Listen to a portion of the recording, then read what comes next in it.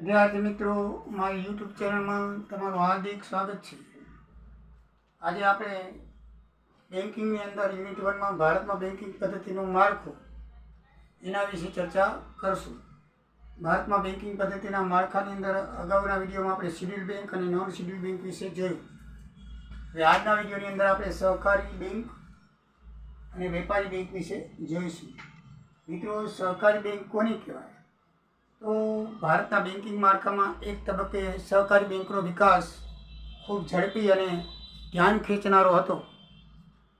પરંતુ આ સહકારી બેંકો પર જે તે રાજ્ય અને રિઝર્વ બેંકના અસરકારક નિયંત્રણના અભાવે ભ્રષ્ટાચારી વહીવટકર્તાઓ મોટા પાયા પર જોખમી અને બેન્કિંગના પાયાના સિદ્ધાંતોને અવગણી ધિરાણો કરતા. મિત્રો, આ સહકારી બેંકો પર રાજ્ય સરકાર કે રિઝર્વ બેંકનું નિયંત્રણનો અભાવ હતો. મીન્સ કે એના કાયદા પાડવા એ આ બેંક માટે ફરજિયાત નહોતા. એટલે કોઈ રાજકારણી હોય અથવા કોઈ એવો જોખમી એનો ભ્રષ્ટાચારી વ્યક્તિ એનો જો પ્રમુખ આવી જાય અથવા મેનેજર આવી જાય તો એ પોતાના સગાવાલાઓને અથવા તો જેવા તેવા માણસોને એ ધિરાણ આપે છે ને પછી એનું રિકવરી આવતી નથી, જેથી તે ફરજામાં જાય છે. દાખલા તરીકે માધવપુરા કોઓપરેટિવ બેંક જે આપણે અમદાવાદની છે એમાં આવું થયેલું હતું અને એ બેંક ફરજામાં ગઈ. લગભગ દરેક જિલ્લામાં આવી એક બેંક ફરજામાં જાય છે, કારણ કે એની અંદર મોસ્ટ ઓફલી રાજકારણ કામ કરતું હોય છે અને રાજકારણીઓ એનો પ્રમુખ હોય છે, એના સંચાલક હોય છે, જેથી તે પોતાના મળતિયાઓને ધિરાણ આપે છે અને પછી ધિરાણ વળતર આવતું નથી, જેથી બેંક છે એ ફરજામાં જાય છે. તો આવી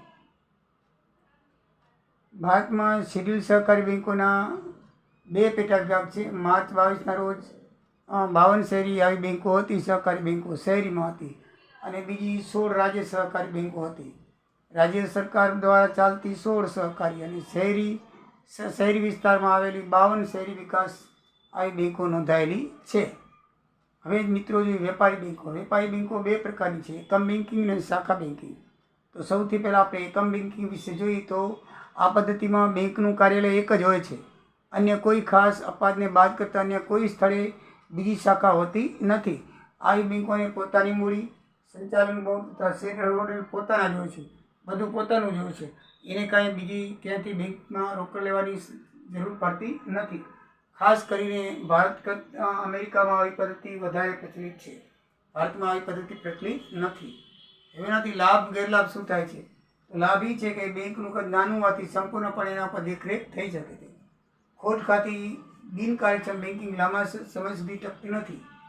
જો વધારે શાખા હોય તો એક શાખાની ખોટ બીજી શાખા એડજસ્ટમેન્ટ કરી લે છે, પણ આ તો એક બેંક પોતે જ હોય છે. એટલે જો બિનકાર્યક્ષમ હોય તો લાંબા સમય સુધી આવી શાખા ટકતી નથી. બેંક પરિસ્થિતિ મુજબ બેન્કિંગ કાર્યવાહી અમલમાં મૂકી શકે છે. પોતાને જ કામ કરવાનું હોવાથી ધિરાણ આપવું કે ના આપવું, ડિપોઝિટ લેવી કે ના લેવી, કેટલો ઇન્ટરેસ્ટ રાખવો, એ પોતે નિયંત્રણ લઈ અને જે પરિસ્થિતિ હોય એ પ્રમાણે પોતે નિયંત્રણ લઈ શકે છે. આવી બેંકોમાં ઇજારાશાહી ઊભી થવાનો સંભવ રહે છે, કારણ કે એકથું બેંક હોવાથી ઇજારાશાહી રહી શકે છે.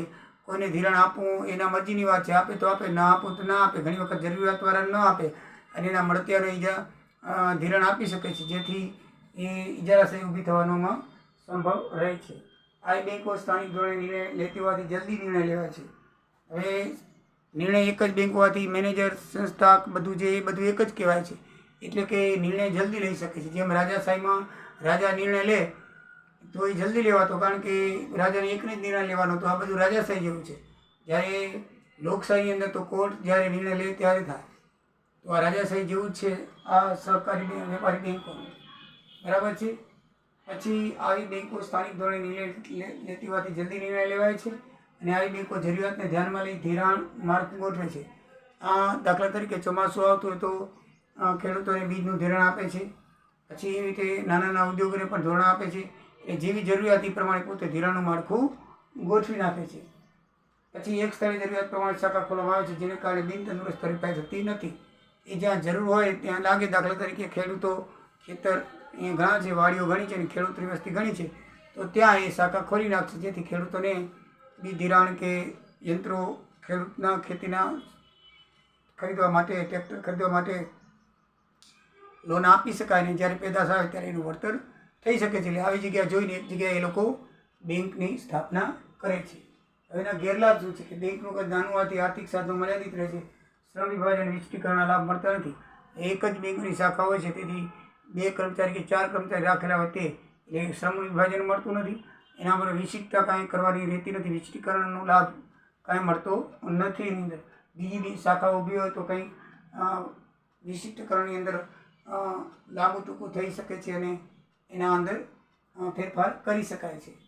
ભૌગોલિક રીતે જોખમની વહેંચણી થતી નથી, જેથી મંદી કે કુદરતી આપતી વખતે બેંક વસૂલાતમાં મુશ્કેલી થાય છે અને બેંક પડચામાં જઈ શકે છે. દાખલા તરીકે એક જ શાખા હોય છે, હવે જ્યાં મેં વાત કરી પ્રમાણે જ્યાં ખેડૂતો હોય ત્યાં કરી બેંકની સ્થાપના કરેલી હોય, પણ માનો કે દુષ્કાળ પડ્યો, વરસાદ ન વરસ્યો એ અથવા કુદરતી કોઈ આફત આવી ગઈ, પૂર આવી ગયું, તો ખેતી થતી નથી. જેથી એને શું થશે, ધીરેલી લોનનું રિકવરી નહીં આવે, હપ્તા નહીં આવે, જેથી બેંક શું થશે, મુશ્કેલીમાં મુકાઈ જશે. બીજી વખત ધિરાણ આપવું હશે તો પૈસા નહીં હોય એની પાસેથી. એટલે આ સંચાલનમાં ઘણી બધી મુશ્કેલી પડશે અને ખર્ચામાં પણ જઈ શકે છે. પછી બેંકોની અન્ય શાખાની હોવાથી નાણાંની જરૂરત માટે અન્ય બેંકોની જરૂર પડે છે. બેંકોની બીજી શાખા નથી, કે બીજી શાખામાં ક્યાં વધારે પૈસા જમા હોય તો બીજી શાખામાંથી મંગાવી શકાય ને એડજસ્ટમેન્ટ કરી શકાય, પછી પોતાને ત્યાં તો આપી શકાય. પણ બીજી બેંકો દ્વારા પૈસા લેવા પડે છે અને બેંક આપે ખરી ન પણ આપે, એટલે બીજી બેંકો પર રોકડનો આધાર રાખવો પડે છે. આવી બેંકોમાં પછાત વિસ્તારોનો વિકાસ થતો નથી. એટલે આવી બેંકો પછાત વિસ્તારોને અથવા પછાત જાતિને લોન ધિરાણ આપતી નથી, કારણ કે લોન પાછી આવી શકે ન આવી શકે, એટલે એનો પછાત વિસ્તારનો આમાં વિકાસ થતો નથી. આવી બેંકોએ રોકડ અનામતો વધારે રાખવી પડે, જેથી ધિરાણ ઓછું થવાથી નફાકારકતા ઘટતી રહેશે. કારણ કે બીજી બેંકો પાસેથી એને રોકડ લેવી પડે છે. જો ખૂટે તો પોતાની થાપણો ના આવે ને ઉપાડ વધી જાય તો બીજી બેંકો પાસે લેવી પડે.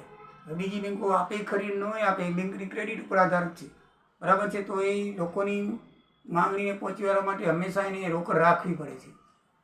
દાખલા તરીકે બીજી નેશનલ બેંક હોય સીધી SBIમાં જમા કરાવીએ અને જરૂર પડે ત્યારે લઈ આવીએ. એટલે આમ બેંકનો જથ્થો, રોકડનો જથ્થો રાખવો પડતો નથી. જ્યારે એ રોકડનો જથ્થો રાખવો પડે છે, કોઈકને લાખ રૂપિયાની જરૂર પડે છે, લાખ ન હોય તો પછી કેમ કરવું? એટલે ખોટી રીતે કેસનો અનામત જથ્થો રાખવો પડે છે, જેથી ધિરાણ કરી શકાતું નથી અને નફાકારકતા ઘટે છે. મિત્રો, હવે આપણે નેક્સ્ટ વિડીયોની અંદર શાખા બેન્કિંગ વિશે જોઈશું અને લાભ ગેરલાભ જોઈશું. તો વિડીયો ગમ્યો હોય તો લાઈક કરજો, સબસ્ક્રાઈબ કરજો. એ તમને વિનંતી છે. જય સિયારામ, જય દ્વારિકાધીશ.